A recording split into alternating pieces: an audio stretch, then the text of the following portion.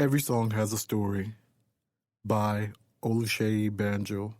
Read by Oluseyi Banjo. Copyright 2021 Oluseyi Banjo Publishing. Forward. This book is a journey into song. A journey that has taken me 15 years to complete. We are not done yet.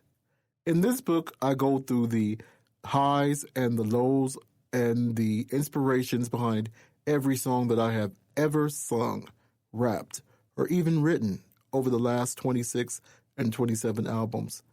I give you the account of every song and every situation that has led up to the creation of these songs. So sit back and take a journey with me into my life through song. Some stories are long, some are short, but they are all worth hearing and recounting.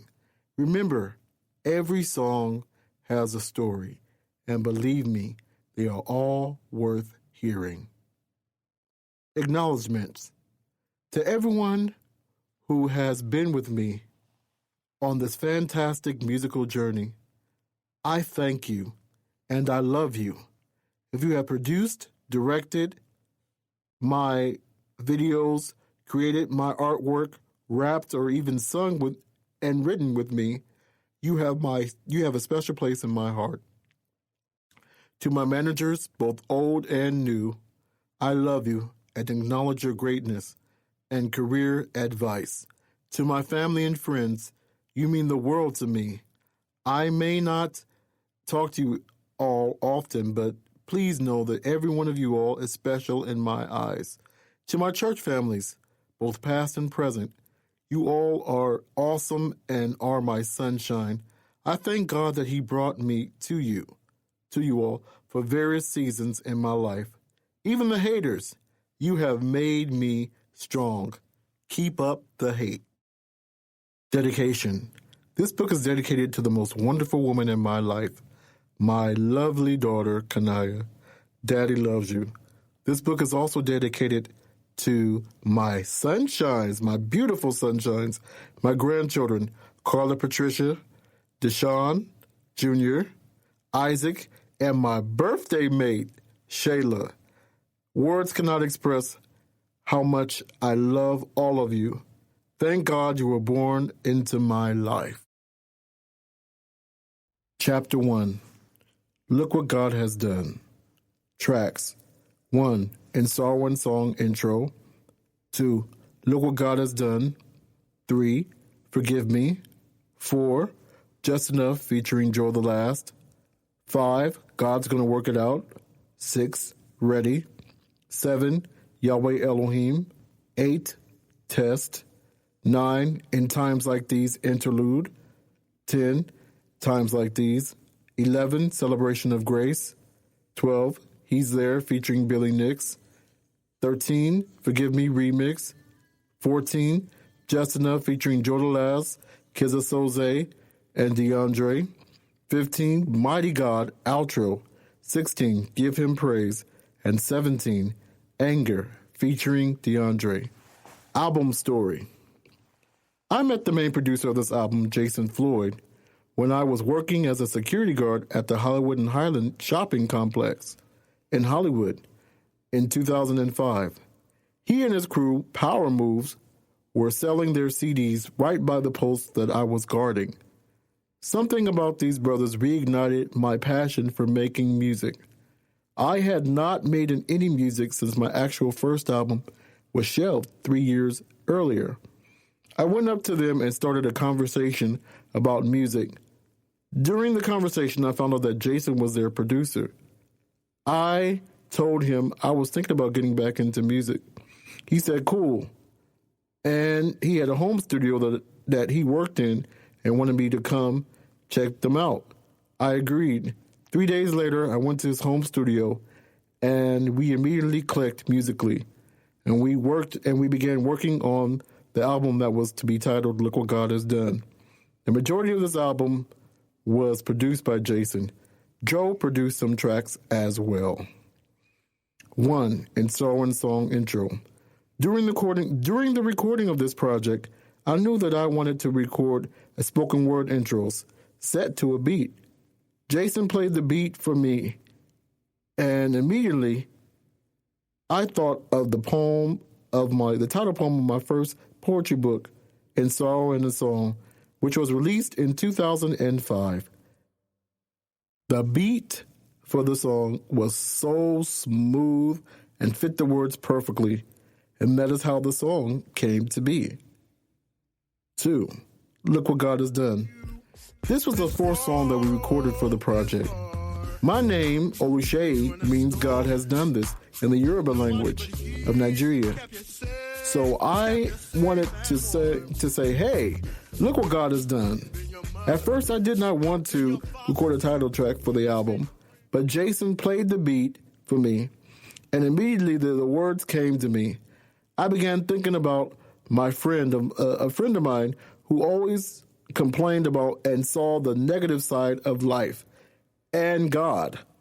I wrote the song as my answer to him about life and his spiritual life. I had no idea that it would be as big of a hit as it was. I got a letter a couple of years ago from a teacher in the South. She told me that every morning she played the song and her students would sing it every morning. That made me feel great. Even Jason's mother, Lydia, used to be a youth choir director, loved the song and taught it to the youth, and they performed it on numerous occasions. I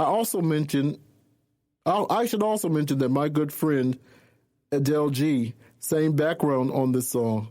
Also, we made a number of remixes that to this day I cannot find.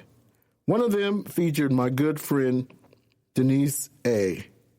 This song was the second video from the album. We filmed it at Ted Watkins Park on 103rd and Central. This was the first video that I ever directed. Plus, my friend Noam Nasani edited it for me. 3. Forgive Me. This was the first song that I recorded for the project, and it's the first single.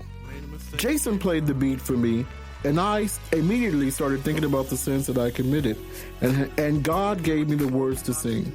When it came time to shoot the video, I asked my friend Eric Sardi to shoot it for me. We shot it in front of my great-grandmother's house where I grew up, and also in front of Miracle Baptist Church, where I also grew up. We even involved my friend Arion Lewis. My thoughts were, this was my first video. Why not shoot it at the place where it all started for me? It came out very well. This ended up being my first #1 independent single on the gospel charts. 4. Just Enough featuring Joe DeLast. Let's go. I met Joe during the making of the album. I met him through my very good friend, Vaughn Jackson, when I was over Vaughn's house. We immediately gravitated towards each other. I liked his humble spirit. We started to talk about and found out that he was a rapper. We agreed to work together on a couple of songs.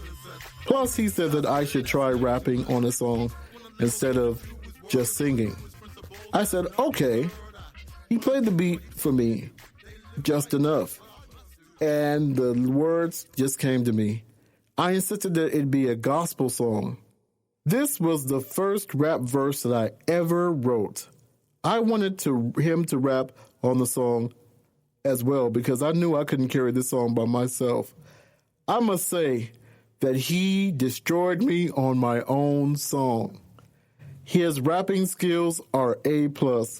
This song was released as the fourth single from the album, but because our schedules couldn't coordinate, we never made a video for this song. 5. God's Gonna Work It Out. This song was different from the rest of the album because I used spoken word throughout the whole song.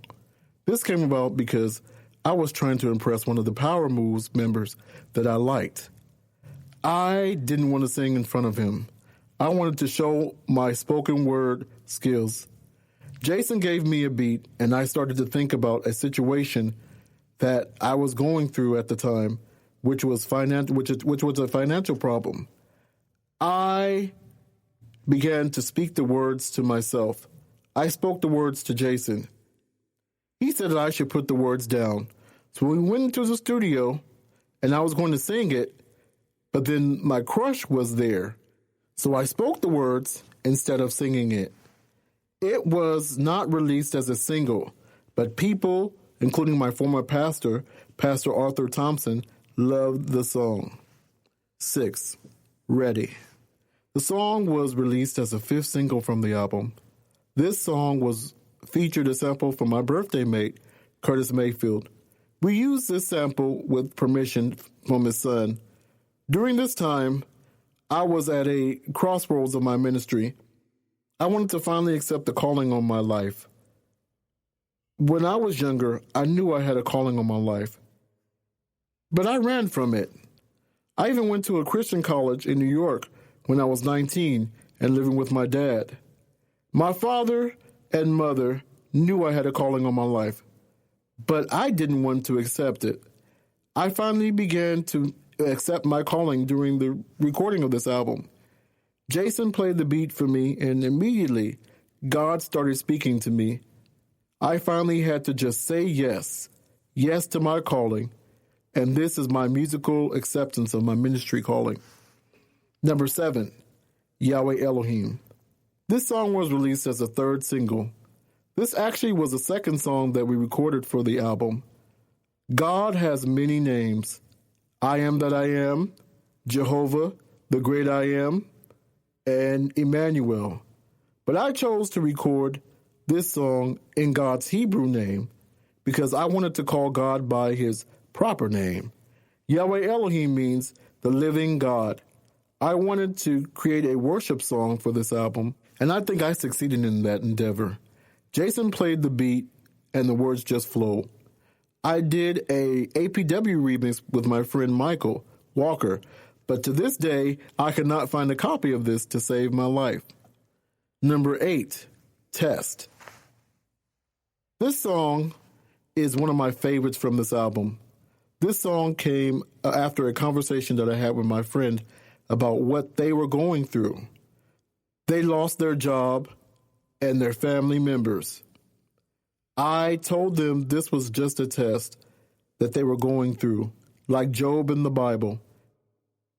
Immediately after I had that conversation, Jason sent me the beat, and I started to write the words down. And it just flowed. We went into the studio and laid down the vocals, and the rest is history. 9. Times Like These intro. I always loved this song as I grew up in the church, but it became more relevant to me as I watched the news and I saw all of the killing and corruption of the government. I decided to record an a cappella version of this song because I wanted to set up the Times Like These song. 10. Times Like These. As I mentioned before, I was affected by the news and everything that I was seeing and hearing about.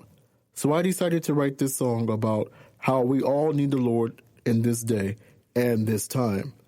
My friend Dave Lon still tells me to this day this is one of his favorite songs that I have ever written. Adele also sang backgrounds on this song. I thank her for sharing her gift with me. Number 11, Celebration of Grace. This is also one of my favorites from the album. Joe played this beat for me, and I immediately began to sing these words. I had just come out of my financial difficulty, and I was feeling really happy, and I wanted to celebrate. I felt that it was God's grace that brought me through that trial. So the track came out, and it came out perfectly, and it's a song of celebration. 12, He's There featuring Billy Nix. I met Billy Nix at Venice Beach. He was performing. I was impressed with his rap skills. I knew that I wanted to work with him on the song for the album. I started a conversation with him, and I told him that I was working on an album and I wanted him to be featured on it. He agreed. We exchanged numbers, and I called him 2 weeks later, and gave him the address of Jason's studio. I had written this song based on a poem that I had wrote for my Miracle Baptist Christian School secretary, Bobby Broussard, because of the loss of her husband, Ed. When Jason played the beat, I immediately began to think of the poem that I wrote of the same name. I found the poem, and I began to put the words into singing form. Then I played it for Billy. He loved it and agreed to be featured on it. He put it down as a rapper.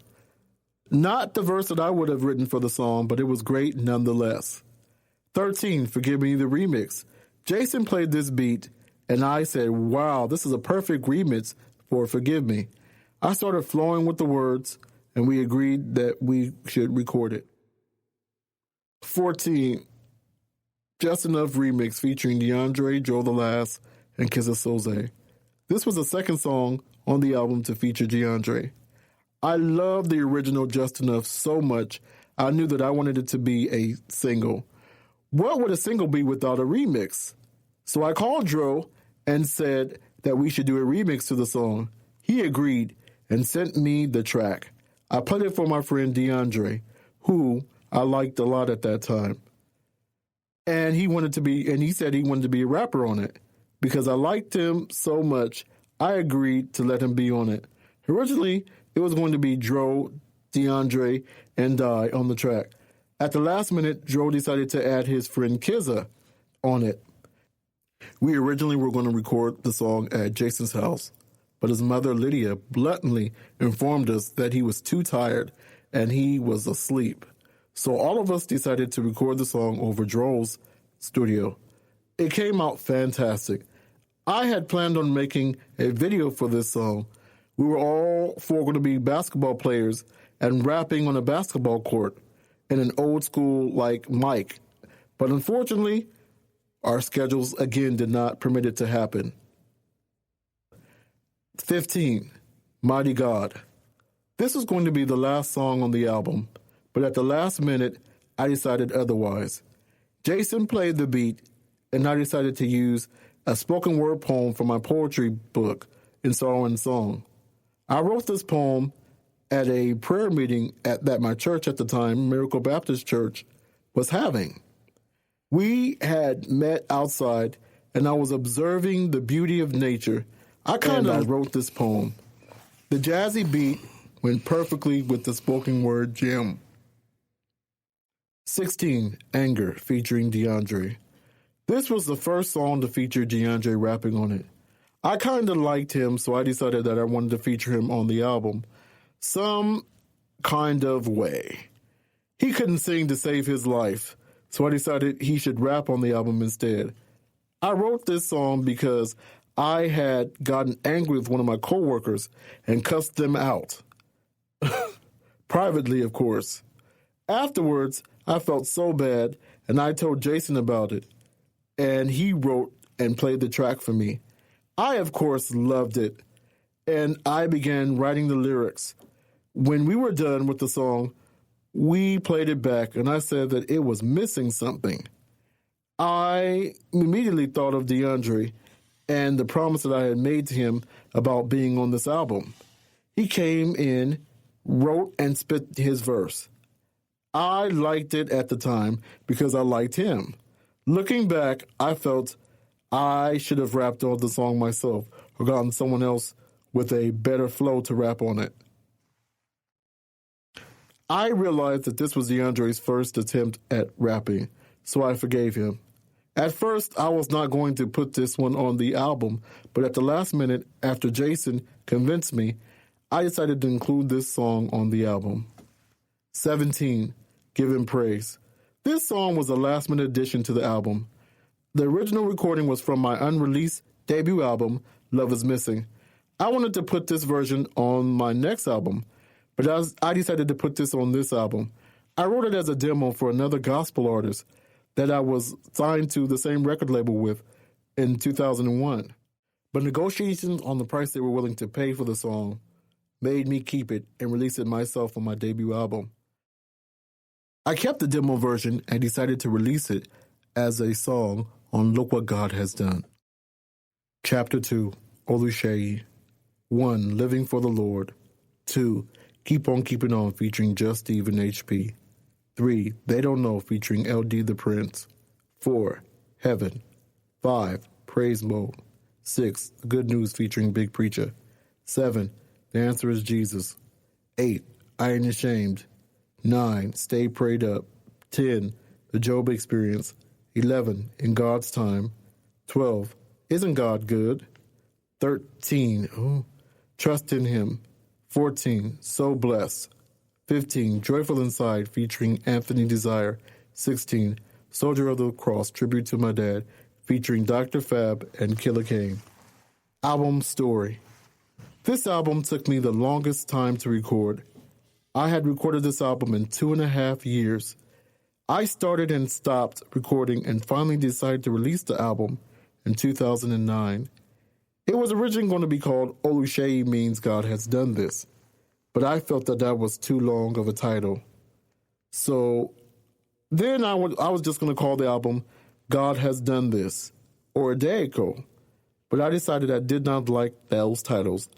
I finally settled on Oluseyi, also because people often mispronounce my name. I added pronunciations to the end of it. We started recording the album immediately after Look What God Has Done. Joe produced the majority of the album, and Jason produced some of the album as well. The album was first released as a SoundClick exclusive album, but I decided to give it a wider release after Joyful Return was released.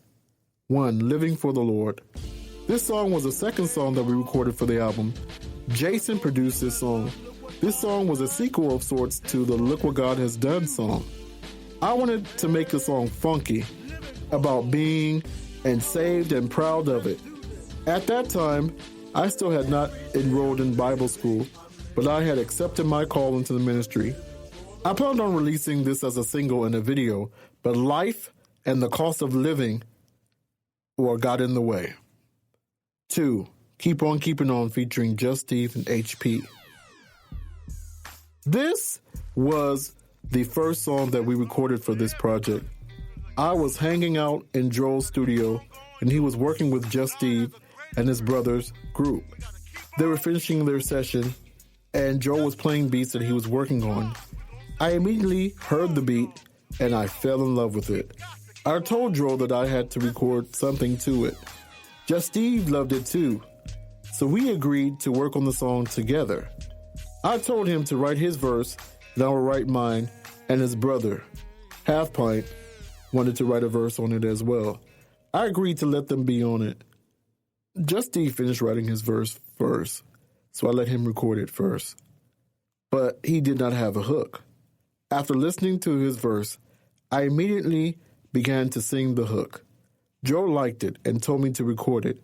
I did, and I recorded my verse after I recorded my hook. Then HP rapped his verse to me, and I loved it, and I told him to record it immediately. He did, and it was fantastic. We recorded the song in 30 minutes. I released the song as a 4th single from the album, and I wanted to make a video for it, but because of Just Steve's accident and him being in the hospital, we could not do a video to it. 3. They Don't Know featuring LD the Prince.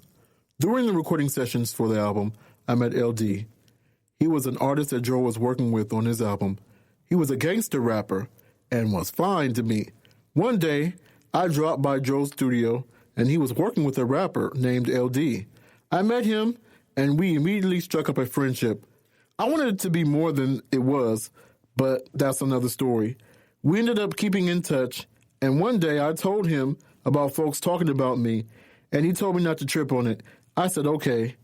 A couple of weeks later, Joe and his then girlfriend, LD, and I were hanging out in the studio.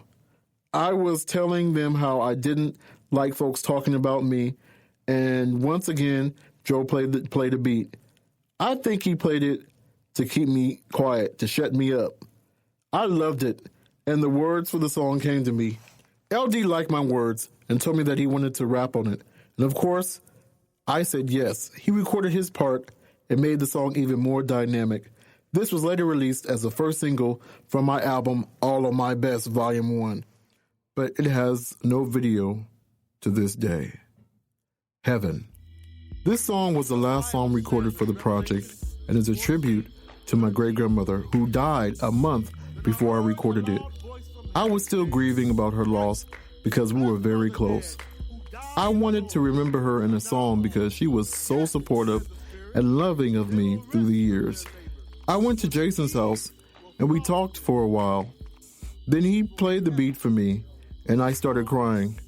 After my tears, I told him that this would be the perfect tribute song to her. So we recorded it in 15 minutes with the Bible verses included. This song was released as the first single from the album, and it became very successful. It became my fourth number one independent single. People to this very day tell me that this song is their favorite one of mine. 5. Praise Mode. Joe produced this song as well. We were at his studio talking about being in different kinds of modes. There was party mode, work mode, love mode. All of a sudden, out of the blue, I said, it's Sunday, so I'm in praise mode. Joe liked that. He came up with the beat, and we ended up recording that song in 15 minutes. 6. The Good News featuring Big Preacher. I met Preacher when I was working as an assistant to the main DJs at the KJFJ internet radio station. He was a boyfriend of Judy, who was one of the main DJs of the station. Judy, Preacher, and I were hanging out one day, and we were listening to his music. I remarked to him that I would love for him to be on the song with me. And he said, okay. I was in conversation with Joe, and I told him that I was tired of seeing all of the bad news that was going on around, and that we needed some kind of good news, and he agreed. 1 month later, Preacher asked me when we were hanging out, and then he asked me, when are we going to do a song together? I told him, why don't we go to the studio and that weekend and record? He agreed. We went to Joe's studio. We went to Joe's studio, and Joe began playing beats for me. After the 6th beat he played the Good News beat. I loved it, but I could not come up with a concept or words for it. Then Joe reminded me about the conversation that we had about the bad and good news. I said, yes, we should call the song The Good News. Everyone liked that title, and we recorded it. Preacher tells me that before COVID, he would often go and perform the song, and people would love it. I feel like we should have made a video to this song, but because it's one of my favorites from the album, but unfortunately, our time and schedule never permitted it to happen. 7. The Answer is Jesus. This song came about because I saw the problems of the world, and I saw a reporter ask, what is the solution to all the problems of this world? I found myself answering that question with this song. The answer is Jesus Christ. I was hanging out with Jason as a reporter as a question. He said that it's a good song title. I agreed, and immediately we recorded it. It took us only 15 minutes, one take to finish it. This song is one of my favorites on this album. Number 8, I Ain't Ashamed. This was the second single from the album and my 5th number one independent single. Me and Jason were talking about our faith and how sometimes he saw people be bold with their various religions. He wished he could be as bold as they were. I said, I'm already bold. I am not ashamed to be a Christian, no matter what. And I pointed to the scripture, Romans chapter 1, verse 16. He said, wow. After our conversation, he played a beat for me, and the words of the song came together. I often perform this song, and everyone loves to sing along with me. One time I performed at Dorinda Clark Cole's LA Smack event, and the Holy Spirit came in and shut the service down. Number 9, Stay Prayed Up. After we recorded another song in Joel's studio, he played a dance beat for me that he said he was working on. I told him I liked it, and I would think about coming back and recording it. 2 months later, he played the beat for me again, and this time I said, let's record something to this. All of a sudden, I began to pray on it, and God gave me the Stay Prayed Up lyrics. This song was released as the 4th single 4 years later, and the video became one of my best videos. And also the video that featured a couple of members of the Love on San Pedro cast. Number 10, the Job Experience. I was on the bus coming from Jason's house, and I met a man named Anzulo. We struck up a conversation, and he told me about he was a producer. I said, "Oh, cool, I'm an artist." We exchanged numbers. He called me one day and told me that he had a beat for me. I was super excited, and we agreed to meet that week. I went to his house, he played the beat, and I liked it. During the beat listening, he told me that he was going through a very rough trial. I told him, "You're having a Job experience." I prayed for him. I started writing down words that would encourage him. He said he appreciated it. I should put those words to a beat, and we did. I agreed to come back, and we did the final recording of it. But I couldn't finish the recording because his girlfriend lied on me and said I stole something from him. So we never got to finish the beat, but I loved it so much, I decided to put it on the album anyway. Number 11, In God's Time. I wrote this song because I was feeling kind of blue about me not having a mate. I saw my friends and family with boyfriends and girlfriends, husbands and wives, while I was alone and needed someone. I wrote those words and I sang it to Dro. He loved it and wrote a beat around it, and we recorded it 2 weeks later, and the rest is history. 12. Isn't God Good? I met Young Grammy and Hubface through Dro. They just finished up recording their session, and as I was waiting for mine to begin, we instantly formed a brotherhood that remains strong to this day. We even kicked it together after both of our sessions ended. One day towards the end of the recording of this album, they invited me to their studio that they took over because Joe had left town. We talked and kicked it some more and had a great time. A month later, during our hangout session, they played a beat that they had recorded for me. I loved it, and all of a sudden, I started singing the hook. And I was actually thinking about how much God had done for me and had kept me through my rental situation that almost went bad. I did this song in 2 takes. They loved it, and I loved it, and we agreed to work together often, a promise that we would take us another 5 years to fulfill. 13. Trust in Him. Jason produced this track. I wrote the lyrics on my job as a security officer for Skid Row Housing Trust. It came from a conversation I was having with one of the residents about them getting a 3-day notice on their door and how they felt that God did not care about them because they were getting evicted. I was at the gate of the property and I started humming the words. Next thing you know, I started singing the lyrics. I immediately recorded them on my phone and I forgot about it until I was at the studio with Jason and he played the beat for me. I retrieved my recording from my phone and added some lyrics to it. And the rest is history. Before I recorded Heaven, this song was going to be the first single from the album. But after Heaven, this song was knocked out of the running as a single. 14, So Blessed. I actually thought of this song after I got into an accident. A security officer and I got into a verbal altercation, and he hit me hard with his metal flashlight. It almost knocked me unconscious. As I was on the operating table, I started to sing the melody for this song. Luckily, all I needed was stitches, and no permanent damage was done. 1 month later, I was in the studio with Jason, and in between songs, I began to tell him what happened, and I hummed the melody. He said, "Wow, man, you're blessed to be alive after all of that." I agreed, and all of a sudden, the words came to me. Next thing I knew, we had recorded the whole song, and we finished it.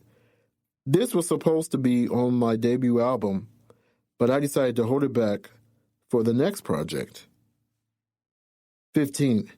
Joyful Inside, featuring Anthony Desire. I met Anthony through Judy at KJFJ. He was her spiritual son. I did not run into him again until we both were in a gospel competition at a show at LAX called Gospel Dream Star. When we met in line at the competition, we immediately recognized each other and we hugged. Afterwards, he began to pray with some of the other contestants, and that really got me. And we began to have church in line. Then, as we got into the ballroom, the church did not stop. We ended up having a full-on church service led by Anthony. It stopped being a gospel competition and turned to a spiritual experience. Nevertheless, needless to say, I didn't win, but Anthony did. After that competition, he was walking me to my mother's job at the Four Seasons Hotel in LAX, and we started talking and agreed to keep in touch. Months later, him and I, and also his producer Andrew, came and they picked me up from the house to perform at their gig. We decided to record a song together on that Saturday. Andrew called me and said, come by to his house with Anthony. He had a beat for us. I loved the beat, and we recorded the song, but we did not finish it at all. But that's the way life goes. Number 16, Soldier of the Cross, a tribute to my dad, featuring Dr. Fab and Killer Kane. My father was a true man of God who taught me how to believe and love God. He was not perfect, but he was a good father. In December of 2007, he called me and told me that he was diagnosed with diabetes. I told him to take care of himself. He was a preacher, and he believed in fasting and praying. I told him that he couldn't fast because he had diabetes. He told me, I am your father, and you do not tell me what to do.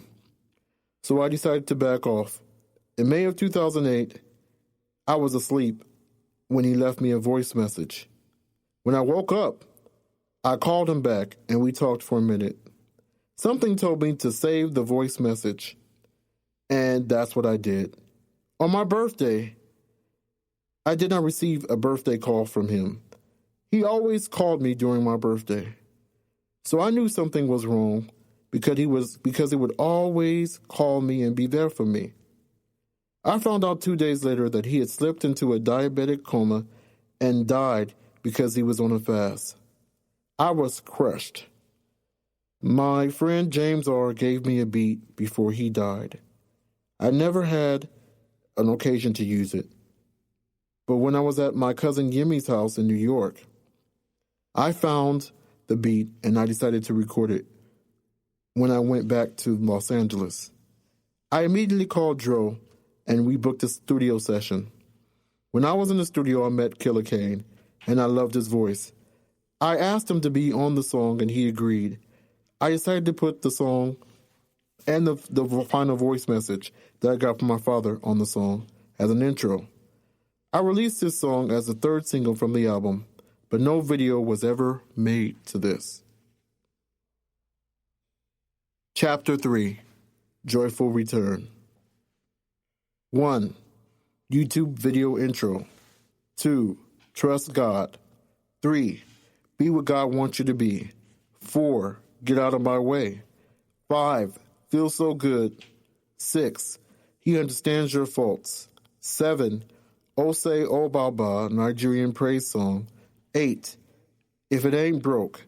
9. He's got your back. 10. What life has taught me. 11. Family. 12. Happy with you. 13. Precious love. 14. God's gonna work it out. Extra. Joyful return. Album information.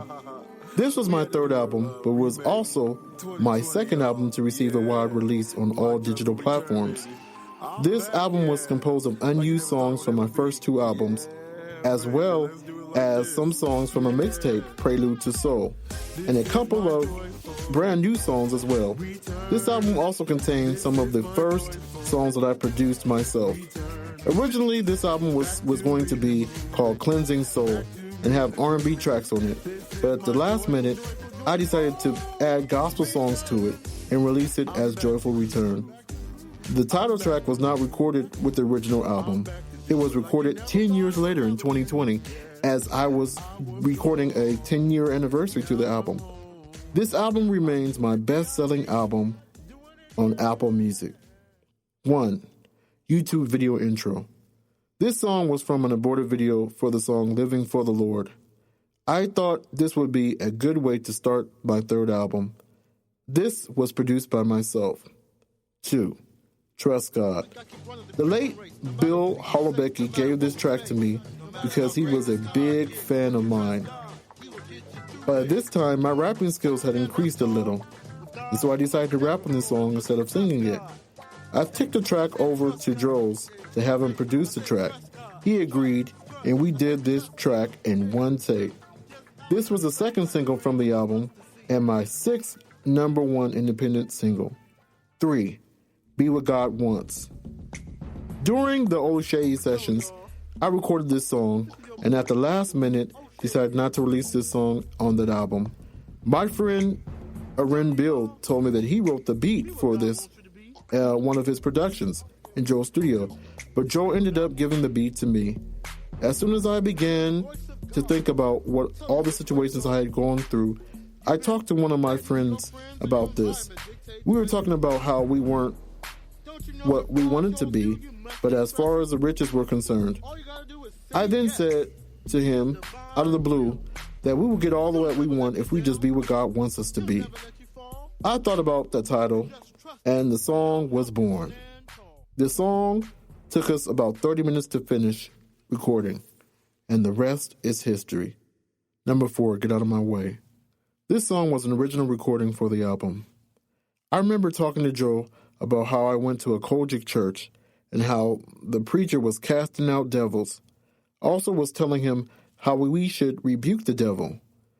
I also was thinking about how frustrated I was in seeing the evil in the world and how I wanted to write a song rebuking the evil in the world. He gave me a beat. I took it home and I prayed over it. And in the middle of the night, the words came to me. There is a remix version of the song that features my good friend, gospel rapper Purpose. I met Purpose when I answered an ad for a gospel hip-hop act to perform at his club, Club Judah.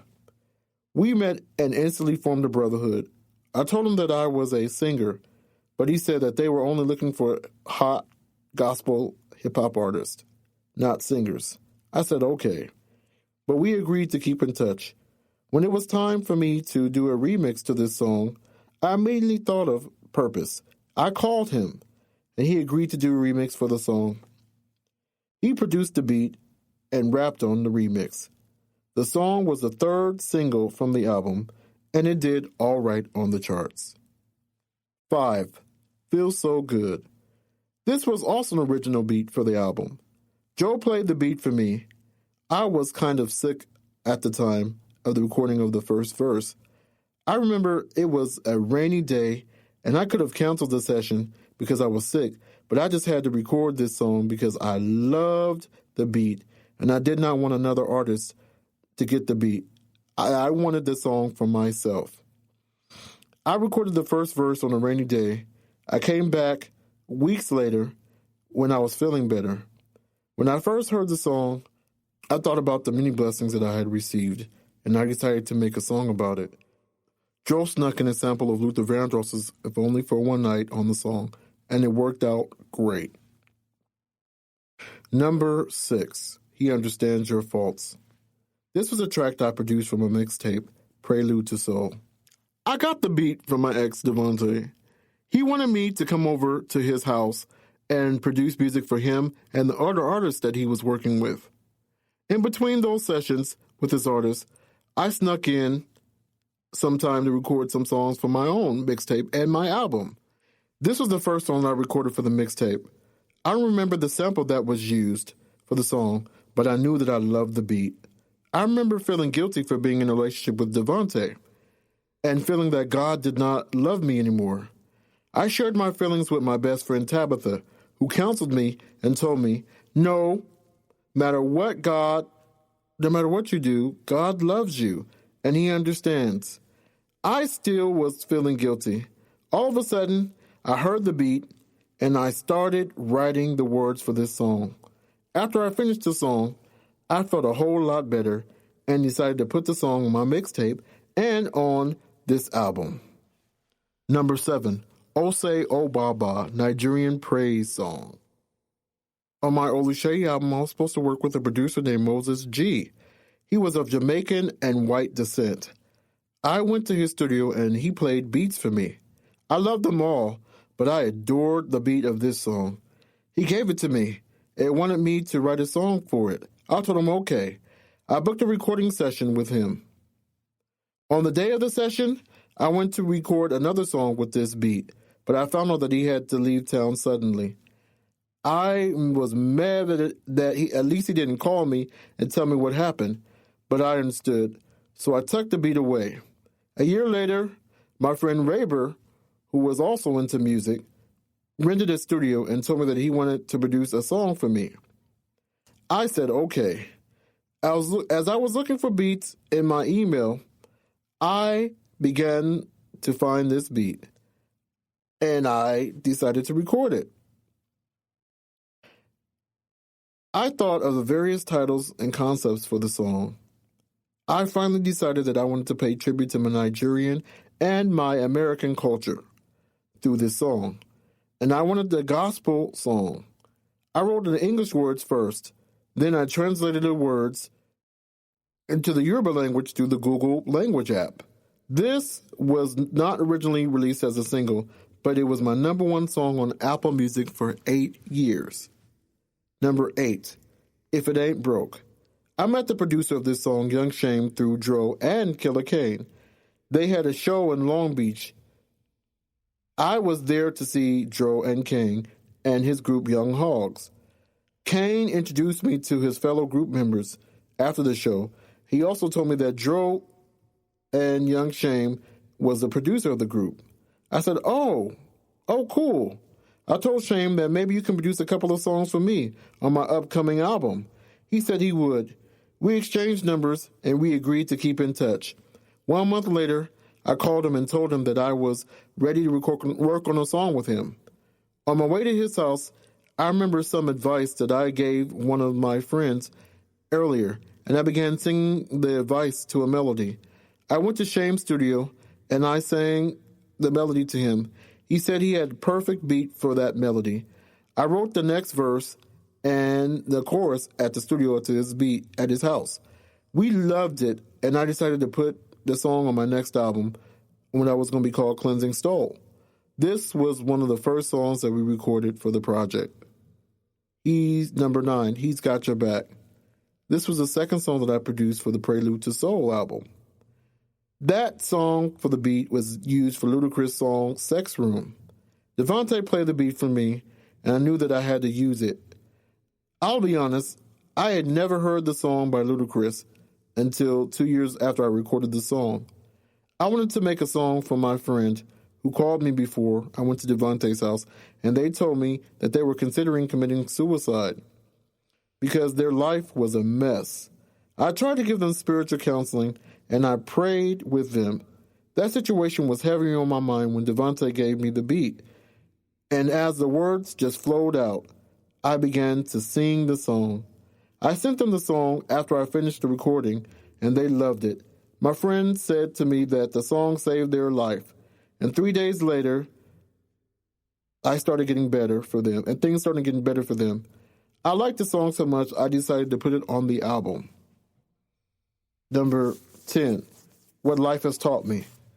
This song was also recorded for Prelude to Soul to celebrate my 30th birthday with this song. I was happy that I had made it that far in life. This was also the last song I recorded for the album. We used the updated Sideshow by Blue Magic Beat. This is still one of my favorites from this album. Number 11, Family. This song is another song that I produced from the Prelude to Soul album. We used the Teach Me How to Dougie beat by Cali Swag District. I wanted to make a song about celebrating friends who are like family and family who are like friends. When Devontae gave me this beat, immediately the words came to me. We recorded the song in 10 minutes. 12. Happy With You. This song was the last song that Jason produced for me. I wanted to make a love song for everyone to sing. I sang the lyrics to Jason. He loved it and changed the melody slightly, but it all came out well. I sang the song at a wedding later in 2010. This song was released as the first single from the album, and it was released on my 30th birthday. Number 13, Precious Love. Another one of the songs that I produced for the Prelude to Soul album. We used the Come Close to Me by Common Beat. This song was my dedication to Devontae. I was seriously in love with him, as you could tell in this song. I thought that we would be together forever. I wanted him to feel the love and love this song like I loved him. I was a mess for him. Soon after the album came out, Devontae and I broke up our romantic relationship for the first time. We still remained friends, and then some years later we resumed our romance. Number 14, God's Gonna Work It Out, the remix. I wanted to make a remix to the song for my first album, and I chose God's Gonna Work It Out. Joe produced this song for me. It turns out that this was one of the last songs that he would produce for me before he moved back east. I loved the beat of the song, and I loved how the words flowed for the song.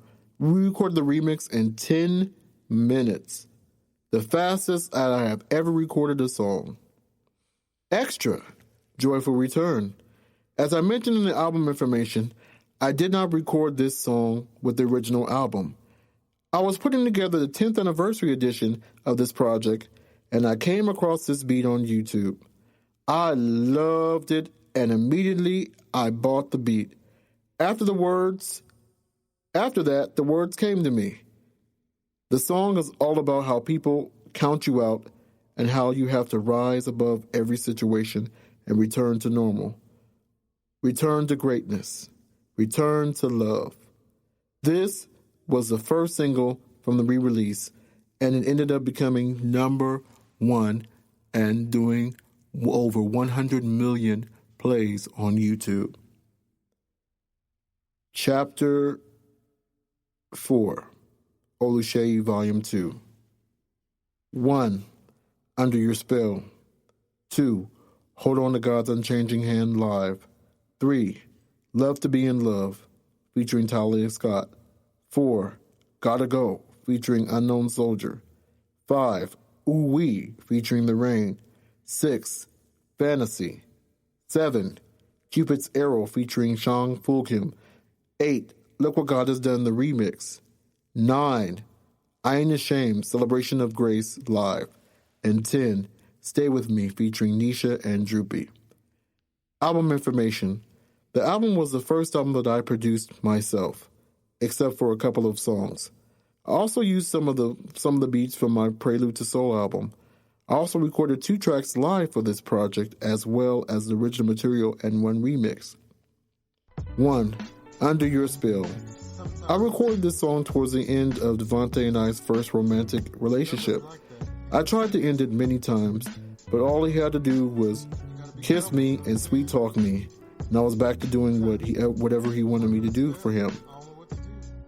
It was like I was possessed, under a spell. I loved him so much, I couldn't get away. My friend UK gave me the beat, and I started to sing the lyrics. I went into UK's studio by myself, and within an hour of the song had been recorded and remixed. This was the first single from the album, and my 7th number 1 independent single.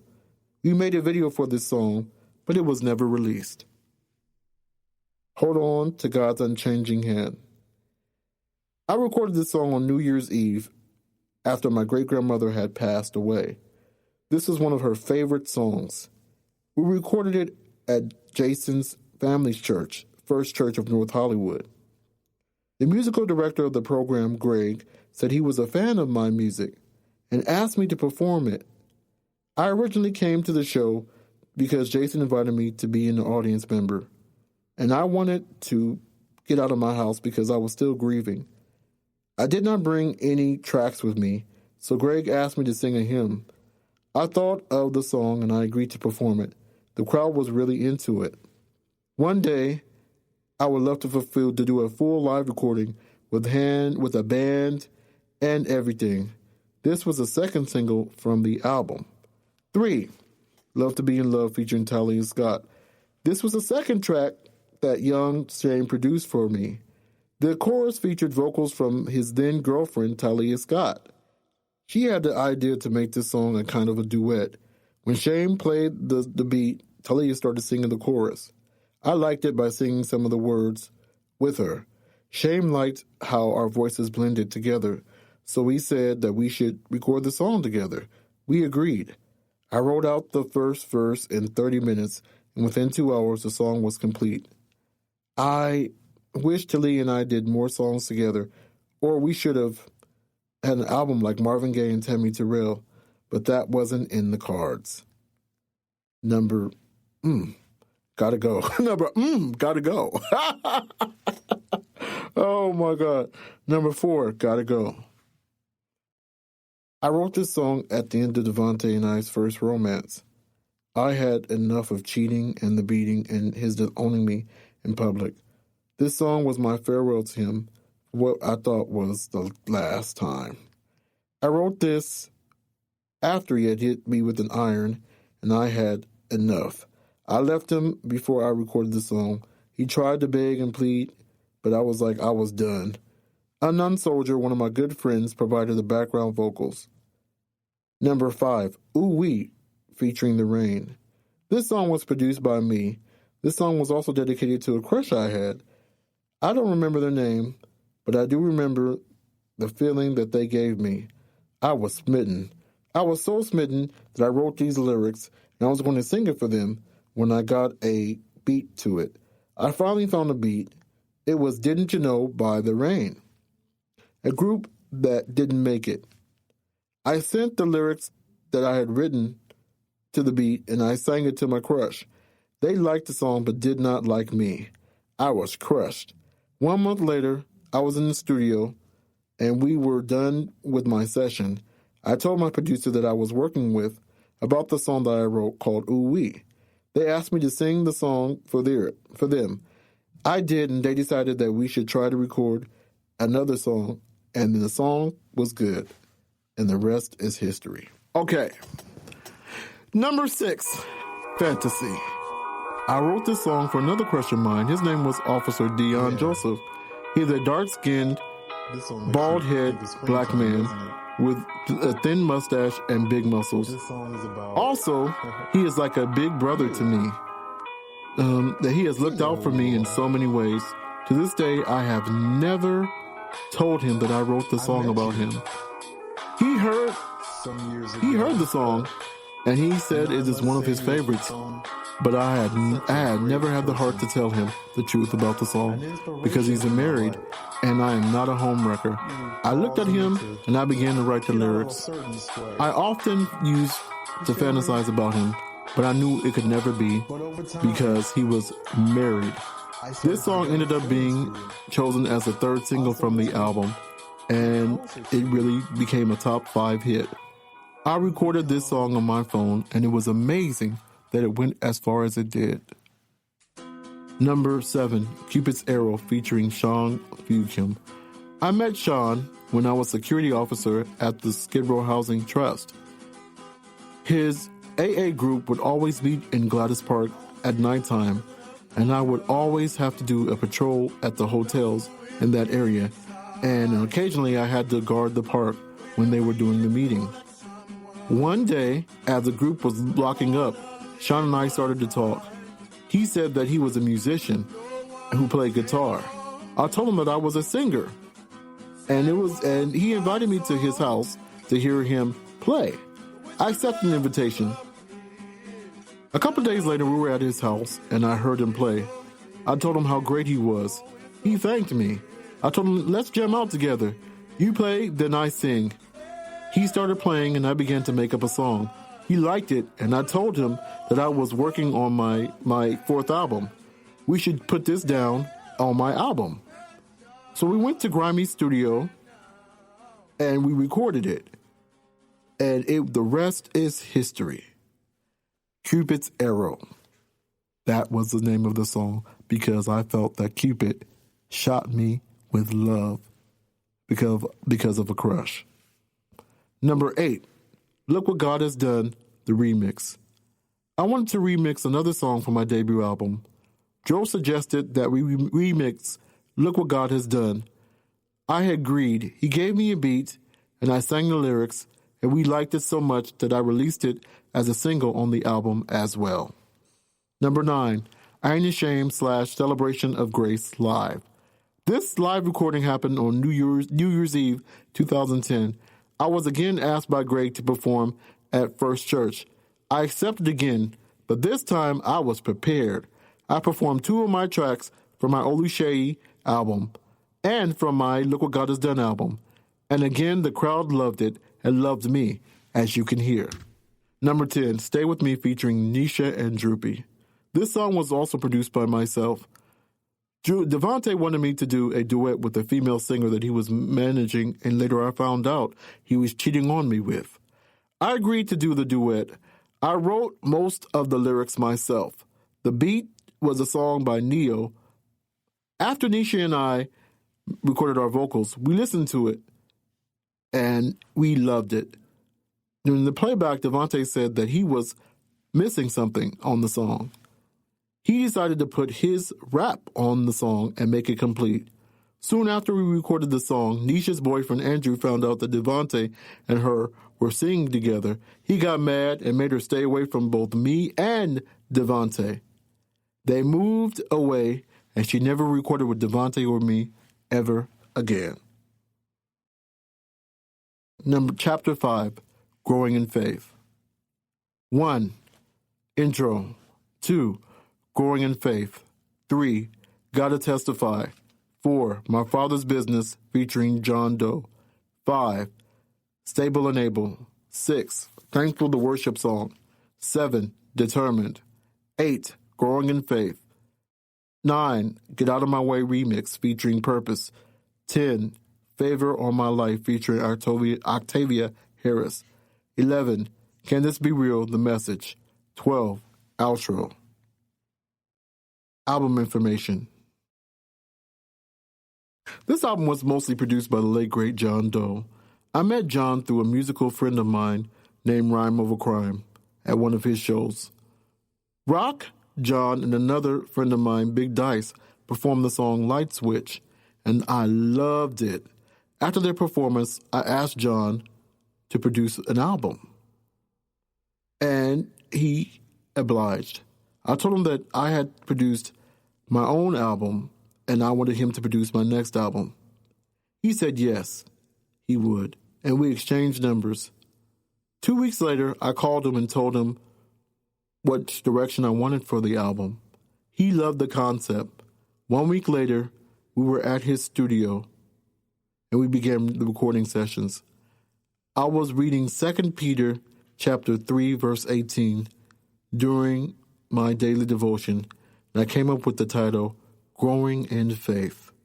The album was supposed to be released on John's Blacksmith Records, but towards the end of the project, I decided to release it on Centerpiece Entertainment, because I felt it was my own album on my own label.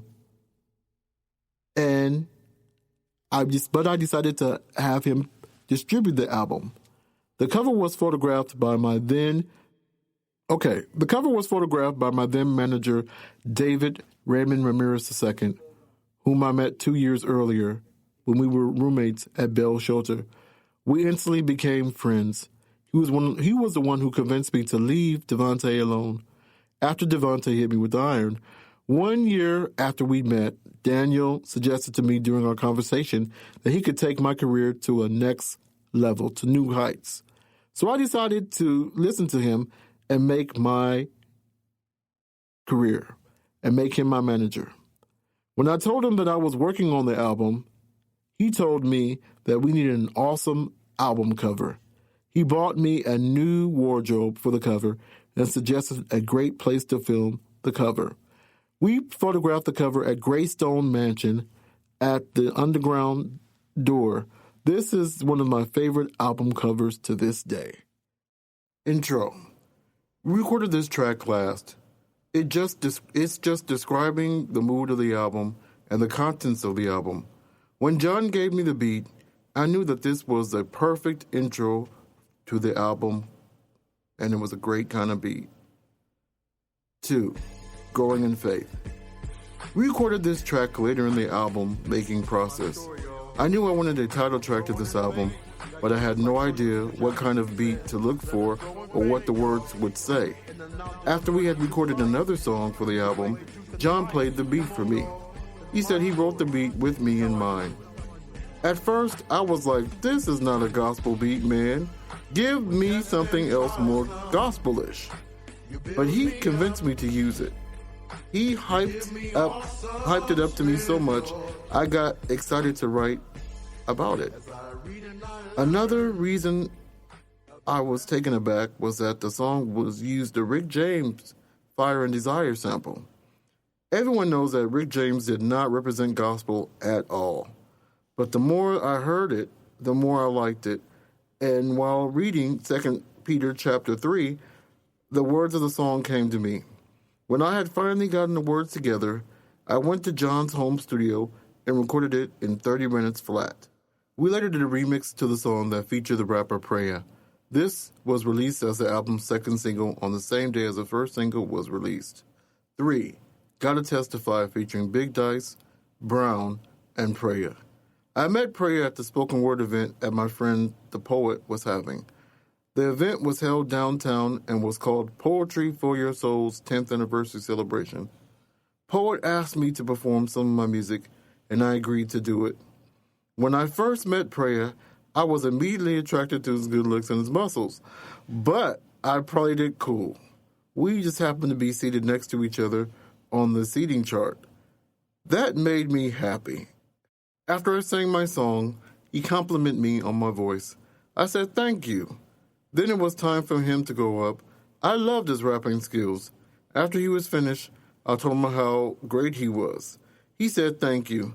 I told him that I was making an album and I wanted him to be a rapper on it. He agreed, and we exchanged numbers. 3 days later, I went to John Joe's studio and he played the track for me. I liked it, and I recorded my part of the song. During playback, I realized that it was missing something. I immediately thought of Praya and called him and told him that I wanted him to rap on the song. He said yeah, he would do it. We came to the studio and he laid down his verse, but it was still missing something. This was when I asked my friend Big Dice and Brown to record the intro of the song. I met Big Dice when we were staying at the Salvation Army Bell Shelter. We instantly bonded because we both were into music. Through him, I met Brown and Rock, and also John Doe. They agreed to the intro of the song for me. After all that, I knew this song was done. 4. My Father's Business featuring John Doe. John told me that he was working on this beat for another artist, and he played it for me. I loved it so much that I begged him to record a song for it. At first, he said no, but I kept begging him, and I said to him, let me at least record something over this. If you don't like it, you can give it to another artist. He finally agreed to let me record the song over the beat. When I was done, we played the song back, and he loved it. So I got to keep the song, and we released it as the third single from the album. It became my 8th #1 independent record. 5. Stable and Able. I always loved country music because of the stories that the songs tell. I wanted to record a country song for the longest time. I just happened to be looking on YouTube for another beat when I came across this country hip-hop beat. I loved it. I bought the beat and I took it to John's home studio, and I told him that I had to record something over this. We played around with titles for the song. Some were like Gospel Country Boy, but we eventually settled on the title Stable and Able. When I began to write lyrics to the song, I knew that I wanted to write lyrics that told a story, like a great country song that I had heard in the past. I settled on the main character name being Bert. I also knew that I had to write a story about his struggle. I settled on a story about Bert being a married man who was struggling to pay his bills while his family was growing bigger.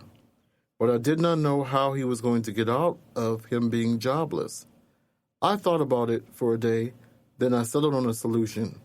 I went to the studio and recorded it within 30 minutes. The final record was done. The song was released as a fourth single from the album. It became a top 10 on the independent chart for me. Number 6, Thankful, the worship song. I knew that I wanted to write a worship song like Yahweh Elohim. I was thankful that I finally got a job after a month or two of looking. I was so thankful and happy. I told John how happy that I was. He said that he had the perfect song for me to write. Sure enough, the first beat that he played was a perfect one that fit the lyrics that I wrote perfectly. While I was recording the song, his business partner at the time, Lyle, was also in the studio. He heard me sing the song in the book. John later told me that he loved my voice so much, he persuaded John to sign me to Blacksmith Records. I came out of the booth, and both Lyle and John told me that they wanted me to sign to Blacksmith. I accepted, and we signed the paperwork 1 week later. The song was released as the first single from the album and became my 9th number 1 independent record. 7, Determined. This song was one of the songs that John Doe did not produce. It was produced by my friend Jedrick Brown. I met him 3 years earlier at First Church New Year's Eve celebration. He was a friend of Greg and Jason's. We decided to keep in touch and became friends. During one of our weekly conversations, he told me that he wanted to produce a song for me for my album. He kept asking me for almost a year, and I finally agreed to let him produce a song for me. I went to his house, and instead of him having beats, he told me he wanted to use live instruments. I told him okay. He began to play a melody on this keyboard for me, and I began singing the lyrics to the song. He liked it, and he added some words to the song. We decided to record what we did and give it a live kind of feel. It worked and sounded great. But towards the end of the album, we got into an argument about the song rights. So I decided not to put the song on the original album. I decided to put the song on the re-release of the album in 2016. 8, Growing in Faith, Prayer Remix. I liked Prayer's rapping skills so much that I decided that he should do a remix to the title track and have him take the song over. He agreed to do it, and it came out awesome. Folks actually liked this version instead of the original version, and so do I. 9, Get Out of My Way remix featuring Purpose. This was the first song that Purpose produced for me. This was a remix version of the song that featured my good friend gospel rapper Purpose. I met Purpose when I answered an ad for a gospel hip-hop act to perform for the youth at Club Judah. We met and instantly formed a brotherhood. I told him that I was a singer, but he said that they were only looking to book gospel hip-hop acts, not singers. I said okay, but we agreed to keep in touch. When it came time for him to use a remix for the song, I immediately thought of him. When it came time for us to do a remix for the song, I immediately thought of him. I called Purpose up, and he agreed to do a remix for the song. He produced the beat and rapped on the record. I liked it so much that I decided to put this version on this album. 10, Favor of My Life, Demo, featuring Octavia Harris. This song was produced by my good friend Honcho Hunt. I had met Honcho at a party that he was giving in 2010. Devontae's cousin told him about a party that his friend Honcho was giving at a pool hall across the street from Los Angeles Cathedral. His cousin wanted Devontae and I to perform, but Devontae insisted that his artist Nisha perform as well. His cousin agreed. That night, the night of the performance, Devontae performed. People politely applauded. Nisha performed, and people kind of liked her. I went on stage, and the crowd loved me. We were actually getting into it. They were actually grooving to the record that I performed, which made Devontae mad. After my performance, Hunter invited me to perform at more of his events, right in front of Devontae and Nisha, which made Devontae even more angry with me. Hunter and I exchanged numbers, and he promised that he would keep in touch. 1 week later, he called me for a gig and insisted that Devontae perform as well. After that performance, I found out that Hunter was a producer. I asked him to produce one of my songs for my upcoming album, and he agreed to do it. I found about a gospel beat maker named Octavia Harris. I went on her website, and I found a beat that I adored called Favor on My Life, which featured background vocals by her on it. I immediately purchased it. I wrote some verses to it and took it to Hunter's, and he produced it. And the rest is history. Number 11, Can This Be Real? During the making of this album, I found myself homeless. I was couch surfing with my sister, various group homes, and even had my friend at the time, Sherman's house. Sherman had an unfaithful lover who would often cheat on him when he was away as a Greyhound bus driver. One day, I got my first check from my new job. I paid their cable bill, which was overdue, and I bought them a house $100 worth of groceries. During that time, I was working as a graveyard shift in North Hills at the construction site for the VA. One night, while I was at work, I received an angry voicemail from Sherman saying to never come back to his house, and he was throwing my things away.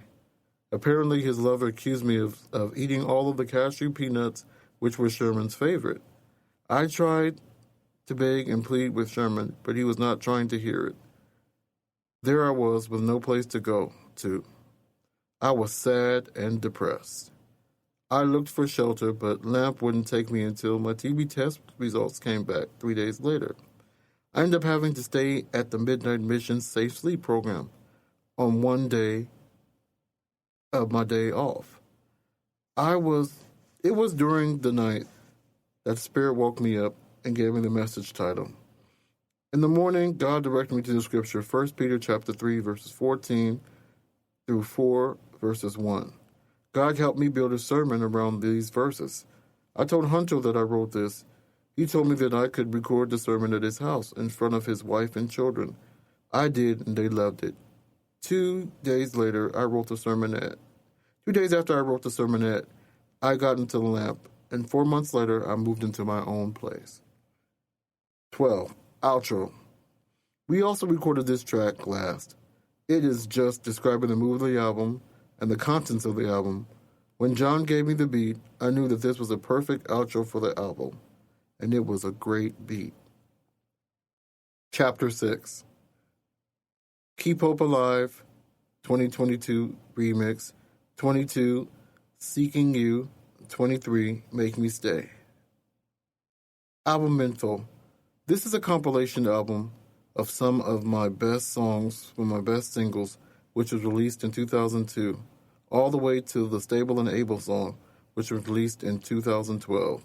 We added one new remix and 2 new songs, one of which was recorded with Devontae in 2010. 21, Keep Hope Alive 2012 remix. This was the second song that Purpose produced for me. I wanted to remix my first ever single for its 10th anniversary. It came out pretty well. Huncho directed the video for it. This song became my 10th #1 single. 22, Seeking You. This was the first single that Choco produced for me. I met Choco through my friend named Uncle Bean. Choco was holding a contest where he was giving away 1 hour of free studio time to one local winner who bought a $10 raffle ticket. Uncle Bean told me about the contest, and I ended up buying 2 tickets. There were 25 people who entered, and I won. I was happy, but I did not know what to record until my friend DJ Drumski gave me a beat. At the time, I was seeking to get closer to God. I prayed over the beat, and God gave me the lyrics. I sang the demo and practiced the song. 2 weeks later, I called Choco and told him that I was ready to record. 1 week later, we recorded this final version of the song in 35 minutes. Though this song was never released as a single, it is still one of my most popular songs on Apple Music. 23. Make Me Stay. This was the first song that I recorded with Devontae. We used the I Wanna Be Down beat. This was originally supposed to be the first single from the mixtape that I produced. Unfortunately, at the last minute, he decided not to release it, so I decided to release it on my own collection. This song was about his baby mama, and I didn't know it at the time, but it was also foretelling what our relationship would be like. This was released on the deluxe edition of the album. Chapter 7. Love is Missing. 1. Keep Hope Alive, 2012 remix. 2. Love is Missing, 2013 remix. 3. Leave Him Alone.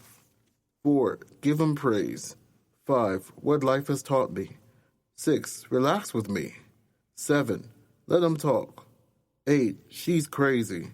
9. Physical. 10. Gotta Go. 11. Jesus' Love is Missing a cappella. Album information. Soon after I released my Best Of collection, I got a call from Louis Gregory, the former president of Heartfelt Land Records, the record company that I was signed to in 2001. He told me the story that he had shelved my debut album, Love is Missing, back in 2012. He said that the record company was going out of business and that one reason that he did not make a video to the original Keep Hope Alive was because they were pulling the plug. He pulled the plug on several other people's albums as well because he could not afford to promote them. He offered me my album back for $1,000. I could do whatever I wanted to do with the album. I agreed. We signed the paperwork, and I paid him off. I decided to release the album as a Bandcamp exclusive album because there were some samples from the original album that were not cleared, and I did not want to get into any hassle with TuneCore. So I released the album in 2013, and folks loved it. 1. Keep Hope Alive, 2012 remix. This was the second song that Purpose produced for me. I wanted to remix my first single ever on its 10th anniversary. It came out very well. Purpose did an excellent job. I decided to put the remix on this album because when I got the master records, I could not find the original recording of this song. Huncho directed the video for it. The song became my 10th #1 independent single. 2. Love is Missing. I made this remix because the original was also unusable, and I did not sound right. The song was my observation of the world at the time. It was in confusion, and I was sad about it, so I made a song about my views of the world. The song was produced by Frank Meiserton. He had the original album that released. Had the original album been released, this would have been the second single. 3. Leave Him Alone. The song was produced by Danny DK Audio. The song was about my crush who wasn't crushing on me. Even one of my friends told me that I should not mess with them, but I did not listen until I got some serious sense. This song is about me getting sense and moving on with my life. If the song was released in 2002 on my debut album, I believe it would have been a huge hit. 4. Give Him Praise. The song was also the last-minute edition of the album. The original recording was from my unreleased debut album, Love is Missing. I wanted to put this version on my next album, but decided to put it on this album. I wrote this as a demo for another gospel artist that I was signed to at the same record label that I was on in 2001, but negotiations on the price that they were willing to pay on the song made me keep it and release it myself on my debut album. I kept the demo version and decided to leave it as it was with no changes on it and put it on my Love, Look What God Has Done album. 5. What Life Has Taught Me. This song was also on Prelude to Soul. I wanted to celebrate my 30th birthday, but at that time when I recorded it, I was celebrating my 22nd birthday. I was happy that I had made it this far in life. This is also the last song that I recorded for the album. We used the updated Sideshow by Blue Magic beat. This is still one of my favorite songs from the album. I decided to put this on Love is Missing re-release as an album filler because another record from my original album was unusable. Relax With Me. This song was recorded for the album. Had the album been released, this would have been the third single from the album. We used a sample of Relax With Me by Boyz II Men and Faith Evans. The song was originally produced by Danny DK Audio and Frank Meiserlin.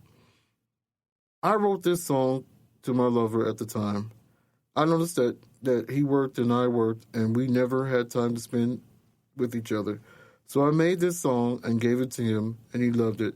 But ultimately, we couldn't stay together because of our hectic separate lives.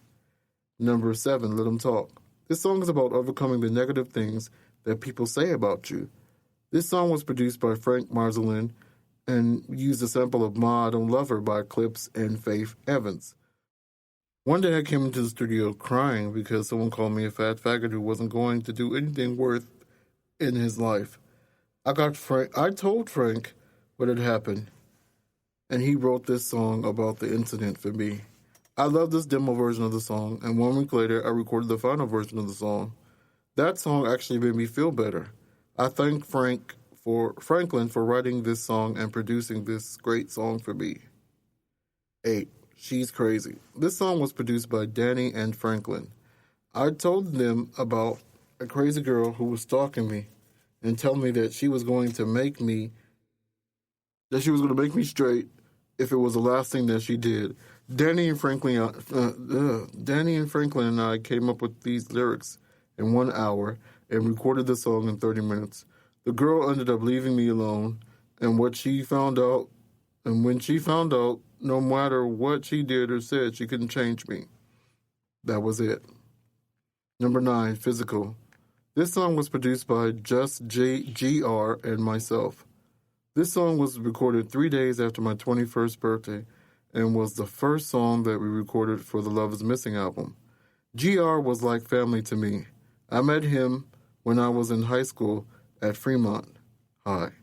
He and I met during the music class. That boy could sing his behind off. Wow, and we also shared the same musical taste in music. I loved Janet, and so did he. We also liked comedies. We also loved God as well. He was also one of the first people that I told about my sexuality. I thought he was going to trip out and not be my friend anymore. But he instead said he was loving and understood it. We also promised that if the one other... Hold on. We also promised... Oh, what the heck is going on? Oh, okay. We also promised that if the other one ever got a record contract, we would work together. So when I got the contract with Heartfeltland Records, he was the first person that I called. He had recently gotten into the production side of the music business, so I asked him if he would produce a song for me. He said yes, of course. So we began working together on the song, which sampled Groove With You by the Isley Brothers. I told him that I wanted to make a sensual song dedicated to my boyfriend at the time. He was cool with it. I wrote the lyrics and he produced the beat. We recorded the song in his home studio in 45 minutes. Unfortunately, after this recording, the record company and him got into an argument because he wanted money to produce my entire project, but they felt he should have done the production for free because he was my friend. He let me keep the recording, but him and I never were recorded together again. GR ended up moving to Atlanta with his then wife Greta, where he got a recording contract and his debut album was released. But his album did not perform well, and we ended up losing touch with each other. Number 10, Gotta Go. I wrote this song at the end of Devontae and I's first romance. I had enough of cheating and the beating and the disowning me in public. This song was my farewell to him, what I thought was going to be for good. I wrote this after he had hit me with an iron, and I had enough. I left him before, and I recorded this song. Oh, no, hold on. I left him before I recorded the song. He tried to beg and plead, but this was my musical response to him. Unknown Soldier provided the background vocals. I decided to put this on Love is Missing re-release as an album filler because another song from the recording sessions of the original project was unusable. 11. Jesus' Love is Missing, a cappella. This was the last song recorded for the album. This song was produced by me. I wanted to record an a cappella version of the title track as an outro for the album. Everyone at the record company loved it after they heard it and they put it on the album. I loved it because it was my first ever solo production. Chapter 8, Two is Better Than One, the Duets album. Volume 1, Two's Time. 1. Pass Me By, featuring Rhyme Over Crime. 2. I Never Regret Loving You, featuring Icky Loke. 3. We're Gonna Make It, featuring Olubunmi Banjo. 4. Walking Miracle, featuring Grimy and Hubface. 5. Elsewhere, featuring Rhyme Over Crime. 6. Awesome Indeed, featuring Ace Boon Coon. 7. Graduation Day, featuring Dej B. 8. Time Goes On, featuring Young Shame. 9. Skid Row Story, featuring Defcon Mike. 10. Crazy. 11. Walking Miracle, featuring the Rappe Sonic remix, featuring Grimy and Hubface. 12. Thankful, the Worship Song remix, featuring The Minister. Extra, Rocksteady, featuring Anthony Desire. Extra, Overcomer, featuring Dej P and Prayer. Album information. The concept for this album came to me by accident. I was actually going to make another solo album with a different name. But as I recorded more duets, I decided to make this the duets album. The title just came to me out of the blue. I later found out that this was a scripture in Ecclesiastes chapter 4, verses 9 through 12. Originally, I was going to release both Volume 1 and Volume 2 as a double album with 26 songs on it. But my friend Ronan Gray convinced me that 2 separate discs would be better. The first volume was released on my 34th birthday and comprised 12 of my most favorite duets, plus 1 solo song called Crazy. This is my second best-selling album of my career and features 3 number 1 independent chart hits and 2 top 3 independent chart hits. This album also won the Academia Best R&B Album of the Year in 2014. 1. Pass Me By. I met Rhyme Over Crime through Big Dice when he came by the Bell Shelter when we were staying in 2011. He came by to drop off some tickets to his showcase that he wanted Big Dice to perform at. Dice and I went out to meet him. Rock seemed cool, and I told him that I was a recording artist as well. He said that he was looking to work with singers and other artists. We exchanged numbers, and I told him that I would keep in touch with him when I wanted to start a project with him. I went to Dice's show, and I observed Rock, and I saw how he operated, and I learned to observe people before I work with them to see what kinds of personality that they had. He seemed like a firm and focused businessman, so I decided to work with him. I called him about 1 month later and told him that I wanted to work with him on a song for my upcoming project. He said, cool. He took me over to his friend's house at the time, Focus. They played the track for me, and I said that this song was what I wanted. I thought about the advice that I gave a friend of mine just 2 days early. My friend had a girlfriend, but he was thinking about leaving her for another female who was more attractive than her. I said, the grass isn't always greener on the other side of the fence. She may look good, but she could be hard for you and bad for you and could be crazy. He agreed, and I thought about the lyrics, the grass ain't greener on the other side, and when I heard the beat, I started singing those lyrics, and I wrote a song around it. We finished my part and Rock's part, and we said we were going to finish the rest of the song, but for some reason, we never got to do so. The song was supposed to be on my Growing in Faith album, but because it was unfinished, I did not want to put it on that project. When it came time to select the songs for this album, I decided to include this track, and my friend and one of my masters of this album decided to fade it out and make it sound like it was complete. 2. I Never Regret Loving You. I met Icky Loke at a show that Rock and I were performing at. Since Rock found out that I was an ordained minister, he would always ask me to pray in his pray in his events. After I prayed in the event, Rock and I performed a song called Pass Me By. Everyone loved it. One rapper named Icky Loke said that he loved the song. I said thank you. Later on that night, when I saw him perform, I was impressed with his flow and his stage presence. I told him that I would like to work with him in the future, and we exchanged numbers, and that was that. 8 months later, I was making this album. Chuckle gave me the beat for this song, and I immediately thought about him. So I contacted Icky, and he agreed to be on the song. While I was making this song, I thought about my past romance with Devontae, and I said I didn't regret the time that I spent loving him because that taught me so much about myself. I started writing down lyrics about how I felt, and at that time, by the time I finished writing down my feelings, I had made a whole song. I began to tailor the lyrics to the beat. I made a demo. I took it to Choco.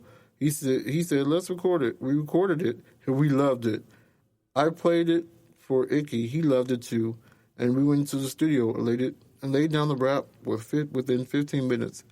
This was going to be the first single, but I decided to release Elsewhere instead. This song was released as a single 1 year later. 3. We're Gonna Make It featuring Olabumi Banjo. I have always wanted to work with my sister. We grew up singing together in church in Deliverance Church of God in Christ, Sunshine Band. Matter of fact, it was because my mother, my sister, and we sing together in church that the Sunshine Band was formed. The pastor loved us singing so much that he made my mom head of the children's choir named the Sunshine Band. Years later, despite all that we went through, we still loved singing together. As I was in the midst of making this album, I called my sister and asked her to be on the song with me. She agreed. 1 month later, I found this beat, and I sent it to her. She liked it, and we began writing to it. We decided that we wanted to make a song of encouragement to people. I just felt that this song was really needed and uplifting for the album. We recorded the song in 35 minutes, and it came out well. The song was released as the album's 5th single, and it became a top 10. 4. Walking Miracle featuring Grimy and Hubface. After 4 years of us not working together, I hit Grimy and Hubface up and told them that I wanted to work on a song with them. They were more than happy to work with me again. I went to their studio, and they played a couple of tracks for me. And out of the two beats that they played for me, this song really grabbed me. We began to talk about what we had been doing in life since we worked together last, and all that we had gone through. I talked about how God had kept me when I was going through my homeless situation, and how He sustained me. I said I felt like a walking miracle because I faced that and many more, and I am still here to talk about it. I said, let's do a song to this beat called Walking Miracle. They said, cool. The next thing I knew, we had all written verses on the song, and the song was done. The song was also going to be the first single, but I was mad at Grimy for not paying me back the $10 I had lent him. I ended up releasing the song as a 7th and final single from the album. 5. Elsewhere. During the making of this album, I called Rock and told him that I wanted to record a finished version of Pass Me By to put on the record. He said okay. Before the recording session, he still could not find the record, so we decided to record a Frank Sinatra-style beat that I found on YouTube. During that time, I was really miserable trying to find a lover. I was looking everywhere, bars, the internet, and even at church, but I was not looking inside myself. I decided to make a song for people like me. I wrote my verse and the hook. Rock wrote his rap, and I wrote the rest in a matter of 1 hour. This was released as the first single and became my best-selling single. Now it is my 3rd best, following Go Higher, Last Longer and Power to the Peeps. This stayed at number 1 for 11 weeks and was my 11th number 1 on the independent singles chart for 8 weeks. The video was shot by my friend Callie Brex and featured Rock's then girlfriend Vanessa. The song was such a huge success that other rappers begged me to do a version with them on it. One remix version had my good friend Ronan Gray on it. That remix has 11,000 plays on SoundCloud. Another version has Icky Loke on it. Yet another version has Devontae and our friend Killian on it. But I personally still love the original version. 6. Awesome Indeed. I have been knowing Ryan, a.k.a. A Spoon Coon, since we were students at Miracle Baptist Christian School. He was a grade behind me, and we also sang in the Miracle Baptist Christian Church's Youth Young Adult Choir together as well. He knew my family for years, and I knew his family for years. When I found out that he was a rapper, I told him that we had to work together. I found the beat for this song on YouTube and sampled In the Rain by Tyrone Davis. It was a G-Funk kind of beat. I wanted to make a gospel song that we could perform at any church function and also at any club. During the making of this song, I remember the conversation I had with our former pastor, the late Reverend Dr. James Walter Boble, when I said, God is good. He said, no, God is awesome indeed. I said, wow, that should be the title of the song. I recorded my verse and sent it to Ace, and he knocked out his verses out of the park. This song was released as the third single from the album, and it became a number 2 record on the Independent Singles Chart and Gospel Singles Chart as well. Graduation Day featuring Dej P. During the making of this album, I graduated from Bethany Christian Bible College. I was so happy that I wanted to celebrate by making a gospel song. I noticed that there was and still is division in the church. I think that we should stop the division and graduate to a new level in Christ Jesus. Choco gave me the beat, and I thought about who I wanted to be on it. I thought about a lot of rappers, but I finally settled on Dej P. I met Dej through Prayer, when Prayer took me over to his house. During the making of Growing in Faith album, we were hanging out, and he was playing songs that he had completed and some beats for us as well. His wife was hanging out with us and was hyped up. Dej played the beat that he wanted Prayer and me to be on. It was smooth. He recorded his part, and he wanted me to record my part. I kept singing the words, Overcomer, I'm an overcomer. Everywhere I go, every time I flow, I'm an overcomer. He liked it so much that he asked me to record a chorus, and I did. Then Prayer did his verse. But we did not complete the song because his wife said she did not like me on it. So that was that for Overcomer. 2 years later, I contacted Dej because I wanted to release my version of Overcomer. He would not give me permission, but he said that he would record the graduation song with me as long as I promised to never release the Overcoming song. I agreed. He did an awesome job on that verse. I wish we could have gotten our schedules together so we could have at least done a video together for that song. Number 8, Time Goes On featuring Young Shame. It had been 3 years since I worked with Young Shame, and I felt that this duets album was a perfect time for me to work with him again. I called him up, and he told me that he wanted to do a song with me, and I wanted to do a song with him.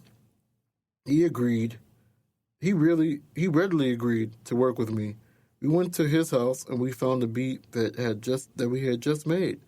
Before we recorded, we were talking about our daughters and how they had grown up and how time goes on and how time goes by so fast and how things have changed since we were kids. He played the beat and I started singing the chorus.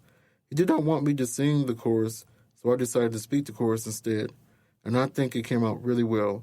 The song was released as a 6th single from the album, and it became a top 20 independent chart hit. But because of our schedules, we did not make a video for it. 8. Skid Row Story.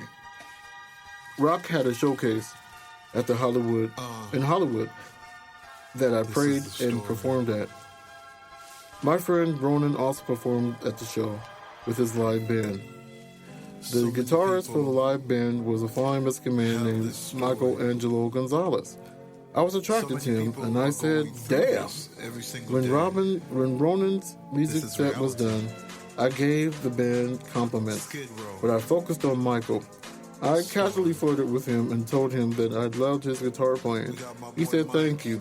I said, let me get your numbers so we can work on a song together. He said, okay. We exchanged numbers. We conversated 2 weeks later, and I found out that he was straight, so I backed off. But we still were friends. 3 weeks later, in the midst of us making this album, I got a cast as a pastor on a play called Love on San Pedro, which made me see some of the realities of Skid Row area of Los Angeles. I was so inspired by this play that I wanted to make a song about it. I received a beat from a friend of mine named DJ Regal. I wrote my lyrics, but I heard Michael playing the guitar on the song. I contacted him, and of course, he said he was down to collaborate. We practiced at my house and with the studio session. We vibed. That's when he told me that he had a band, and that his band name was Def Con Mike, and he wanted me to use that name on the album. I agreed. 2 days later, we recorded the final version of the song. The song was released as a fourth single from the album and became my 13th number one independent record. It stayed at number one for 3 weeks. This song was also used in the theme song for the Skid Row City Limits documentary. 10. Crazy. This was the second song that we recorded for this project. This song was also the ultimate reunion song because I had not worked with DK Audio in 12 years. And out of the blue, he contacted me on Facebook, and we decided to work together again. The inspiration behind this song came from my friend Eric Sarney. I liked him a lot, and one day I told him so. He told me that he didn't want to be with me because he thought I was too crazy. I used that and created this song. The beat was like a modern-day jazz crunk song, and I was excited about it. Plus, the lyrics that I had written for it fit perfectly. The song wasn't going to be a single. It was just going to be an album filler. But one day, as I was traveling home on the train, I decided to film a music video for it on the app that I recorded called Flix. And I played around with the video fillers and added the song to it. I filmed on the train on my way home. I uploaded it to my YouTube page, and I premiered it on my Facebook page. People loved it so much, I decided to release it as a second single. The single did well. It became my 12th number one independent song. It stayed at number one for 5 weeks. 11. Walking Miracle, the Rapisonic remix featuring Grimy and Hubface. I loved the original Walking Miracle so much that I decided that Rapisonic, which gave me the beat, I took it to Grimy and Hubface, and we did a remix to it. I decided to pay tribute to my Nigerian roots by recording my verse in the Yoruba language. It worked out so well, and folks tell me to this day that they love that remix. 12. Thankful, the worship song remix featuring The Minister. I decided to do a hip-hop remix to one of my favorites from the Growing in Faith album. I decided to include my friend The Minister. I met The Minister while I was working as a security officer at Skid Row Housing Trust in 2008. He was a janitor at the Ford Hotel building. We struck up a conversation after I responded to a call about a guest whose company was going off because the manager would not let them in. I tried to calm the person down to no avail. The minister had to aid me in calming the person, and the person decided to leave peacefully. Time went on, and we started to talk about music. He said that he was a rapper, and I said that I was a singer. I also found out that he was a brother in Christ. We exchanged numbers and kept in touch even after I left Skid Row Housing. One day in 2009, he asked me to go to his house and listen to his songs. I tried to be polite, but I was not feeling the songs that he played me, and I gave him suggestions on what I think he should work on. He thanked me.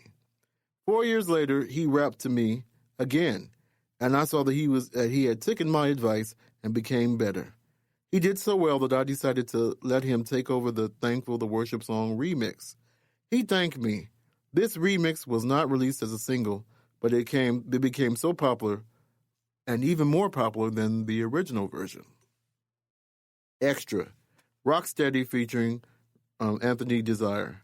I love the whispers They are my favorite group of all time, so I wanted to pay tribute to them with this remake.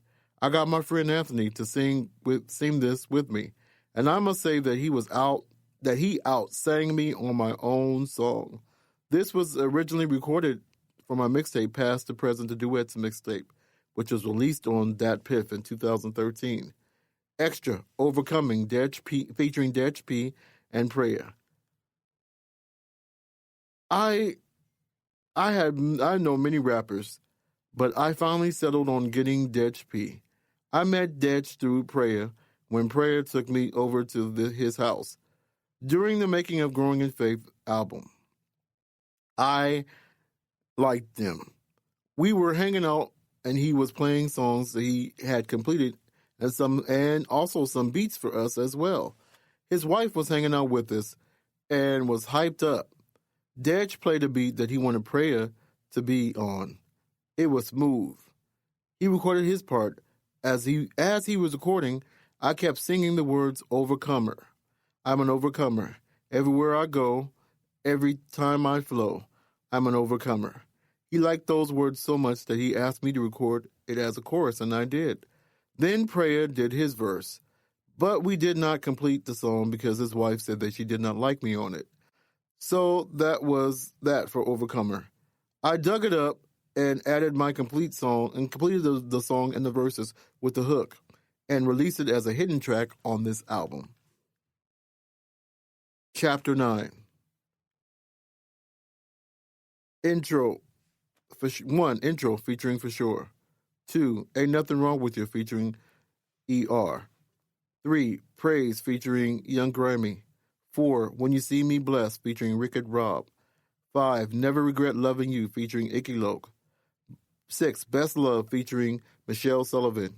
7. Wonderful World featuring Juju. 8. Real Love featuring For Show. 9. God Bless the Child featuring Dante Chambers. 10. I Survived Because of You featuring Little G. 11. The Lord is Blessing Me featuring Homer and his band. 12. I Never Regret Loving You solo remix. 13. Elsewhere Ronan Gray remix featuring Ronan Gray. 14. When You See Me Blessed remix featuring Rick and Rob and P-Lap. Extra. Can't Nobody Stop Us.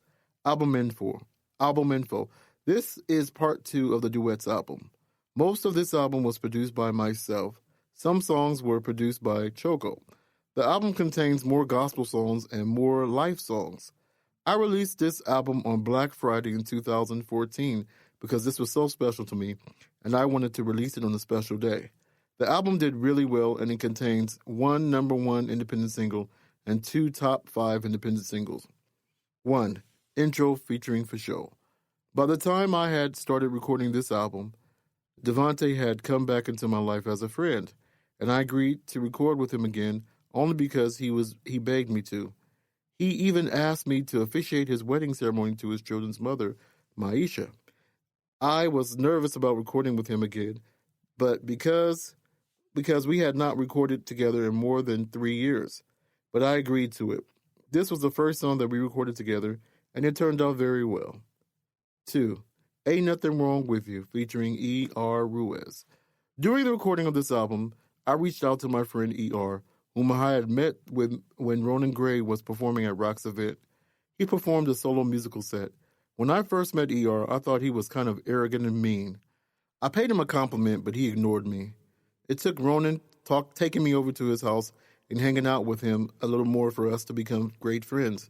To this day, he is one of my most treasured friends.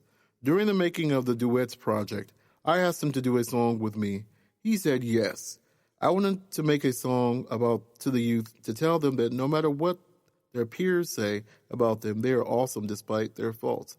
I also wanted to make a song for the LGBTQIA youth and people to let them know that there is nothing wrong with them because of who they love. ER's verse was awesome on this song. I just added the message. This song was produced by me. This song was released as a 4th single along with Praise. The single reached number 12 on the independent charts, despite us not making a video to it. 3. Praise. Grimy told me during our many conversations about music in 2013 that he was going to start making gospel hip-hop music. I was happy to hear that. One day during the end of the Duets project, Gami played this song for me and asked me to be on it. I said, of course. I recorded my verse and he loved it, but for some reason his gospel hip hop project was never released. So I decided to release this song on my Duets album and release it as the fifth single on this project. It did really well. 4. When You See Me Blessed featuring Rickett Robb. This song was produced by me. I met Rickett Robb at Rock Show in Hollywood, the same show that I met Michael at. I also met him through Ronan. Apparently, him and Ronan met when they were in trouble at the California Youth Authority, and they decided to remain in touch. Rob was like Ronan's hip-hop band, and he rapped as well as occasionally sang. He could actually flow. When I first saw him, I thought he was so cute, but I decided not to try to get with him that night because I had my sights set on Michael. Instead, I just talked to him in a friendly manner. It took a month for me to kind of flirt with him, but I don't think he knew that I was flirting with him. I asked him for his number and his Facebook page. He gave it to me because he thought I was being friendly. We communicated on Facebook for a while. 1 month after Ronan left for Atlanta, I called Rob and told him that I wanted him to be on the song with me. He said, hell yeah. I chose to record a gospel song because I was feeling thankful about being alive after being in the hospital after almost losing my vision. I got the beat from YouTube and I started singing the chorus. I wrote the lyrics around the chorus. I sent it to Rob and he wrote to it and came over to my house to write his verse. During the playback, I almost sat on his lap by accident. He said, hey, I apologized. I recorded then I recorded my second verse in front of him at my house, and the original version was complete. But when it came time to shoot the video, he had a previous engagement, so I had to shoot the video on my own. This was the first single from the album. The song became my 14th number one independent record for 3 weeks. 5. I Never Regret Loving You, featuring Icky Loke. I met Icky Loke at a show that Rock and I were performing at. Since Rock found out that I was ordained minister, he would always ask me to pray at his events. After I prayed to his events and performed our song, Pass Me By, everyone loved it. One rapper named Icky Loke said he loved the song too. And so we began to collaborate. And I sent him the song and we recorded it 3 times before we decided to go into the studio and with Choco and record the song.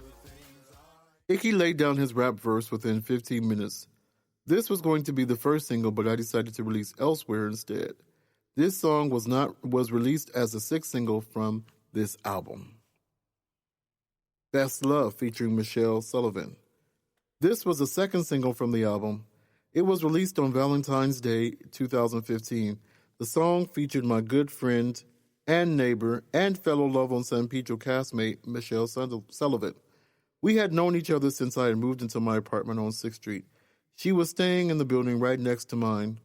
We met each other in a joint bingo group that our building had. We sat next to each other. During the game, we instantly became friends, but I did not know that she could sing until we were castmates on 11 San Pedro.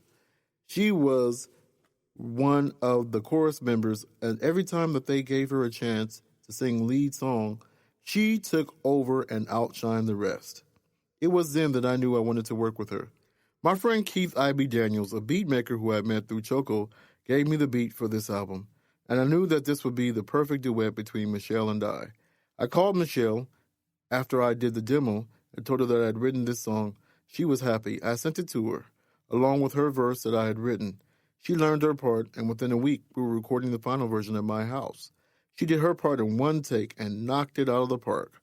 The song became a top 3 hit on the independent charts, even though no video was ever made to it. 7. Wonderful World, featuring Juju. A friend of mine named Juju told me that she had a track for me, and I could use it as long as I gave her a feature credit on the track. I agreed. I've been knowing Juju for 5 years before she gave me this track. I had met her through Facebook. She friend requested me based on our mutual musical groups that we had in common. She said that she had heard my music and loved it, and I liked her music as well. We kept in touch, and we liked each other's posts on Facebook and videos on YouTube. It was a great surprise to get this track from her. When I got this beat from her, it made me think of all the beauty of the world. I went to sleep with this beat. I woke up and the words just came to me. I took it over to Choco Studio and we recorded the final version. I wish I could have released this song as a video. This still is my favorite song from the album. 8. Real Love featuring For Show. This was the third single from the album and it was also released on Valentine's Day 2015. This was also the second song that Devontae and I recorded together since we started working together again. This beat was given to me by Lou Green of the Tightwads. This song was inspired by 1 Corinthians 13, chapter 1 through 8. This was inspired by Devontae's recent wedding. Also, I was happy for him, so we recorded this at his house in one take. This song reached number 25 on the independent singles chart. 8. God Bless the Child, featuring Dante Chambers. I'd been wanting to remake Billie Holiday's classic for a very long time, but I just never had the opportunity to do it. I finally got a chance to do this with my friend Dante Chambers, that he said that he wanted us to do a song together. I met Dante at this place I stayed in called the Tea House back in 2008.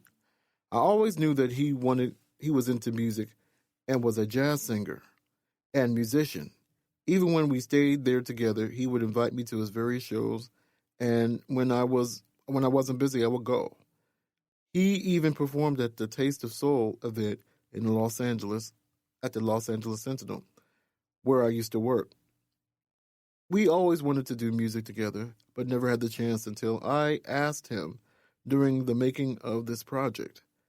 I found the beat for this song on YouTube, and I knew that I wanted Dante to be on the song with me. I took it to him, and he agreed to do it. He insisted that we practice for 1 week straight before we went into the studio, and I agreed. 1 week later, within 25 minutes, we had recorded the final version in Choco's studio. He liked it, but said it was unfinished, but I loved that version anyway, and I released it. 10. I Survived Because of You featuring Little G. Little G's birthday is 1 day before mine.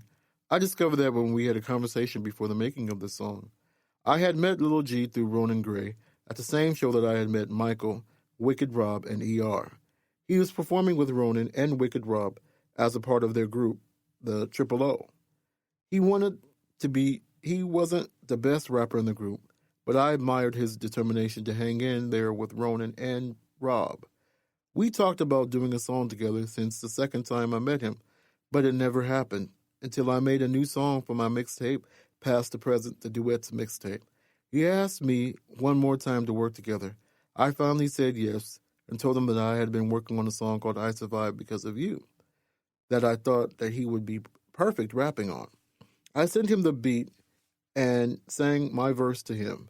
He felt it and started writing his verse to it. I had gotten the beat from a DJ friend of mine, and I thought about how good God had been to me in my life, and how I had survived many things. I wanted to make a gospel-ish hip-hop song without it being gospel. G added his verse to it, and I liked it. This was released as a single from Past the Present mixtape, but no video was made. I liked it so much that I added it to my duet album part 2. 11. The Lord Is Blessing Me featuring Homer and his band. I loved Homer and his group, especially the song Sweet Peter Part 2. I also loved the gospel song The Lord Is Blessing Me. So with their permission from his family, I decided to combine the two songs using the beat and the words of the song, and it came out all right. 12. I Never Regret Loving You solo remix. I decided to do a solo remix of this song because I love the song so much. I found the beat on YouTube and I decided to use it. This version was on the Levation Sound soundtrack and was released as a first single. 13. Elsewhere, Ronan Gray Takeover Remix featuring Ronan Gray. Ronan Gray is like a little brother to me. We had gone through a lot together, even though I only have known him for about 11 years. I met him through one of my friends, whose name is Eric Sarney. Eric Sarney was raving about his music so much that I had decided to check him out and add him on Facebook. We started communicating on Facebook. First, it started like a fan and interaction. But then he found out that I was an artist as well, and we became friends. It took us about 2 years to finally meet in 2011 at Rock's event. And since then, ever since we saw each other, we have been like brothers. We exchanged numbers and we have kept in touch. I have even written an article about him on Centerpiece Times blog. After he heard the original version of Elsewhere, he asked me if he could do a version of it. I, of course, said yes. He sent me his verse, and I put it together, and I decided to let him take over the whole song.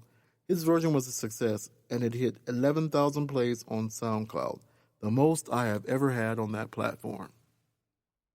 14. When You See Me Blessed remix featuring Wicked Rob and P-Lap. I met P-Lap through a performance that Grammy Hubface and I did at the Vortex in 2014. He was a